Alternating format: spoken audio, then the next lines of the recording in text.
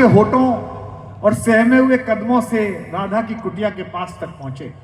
एक सखी भागती हुई गई और कहा, राधा तेरी कुटिया पर कन्हैया आ गया। राधा फिर चुप रही।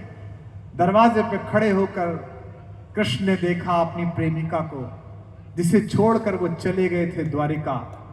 उनकी आंख भर आई।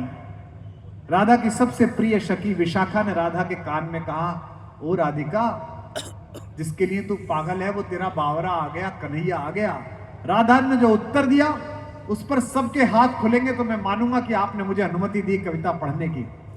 राधा ने कहा, अभी जगत भर आया है, बाह भर आ जाएगा तो मान लूंगी क्या आ गया।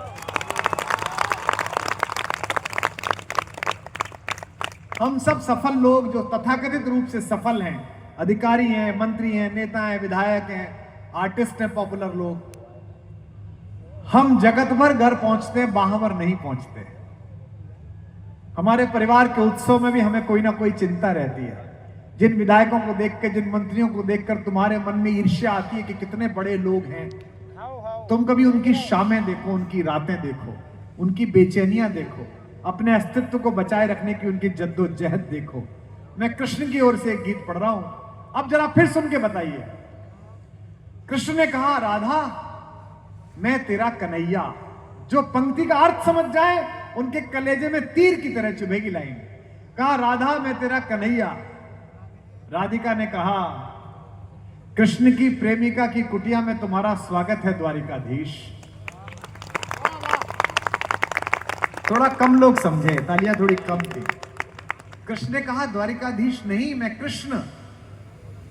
हाथ सर पर फिराया।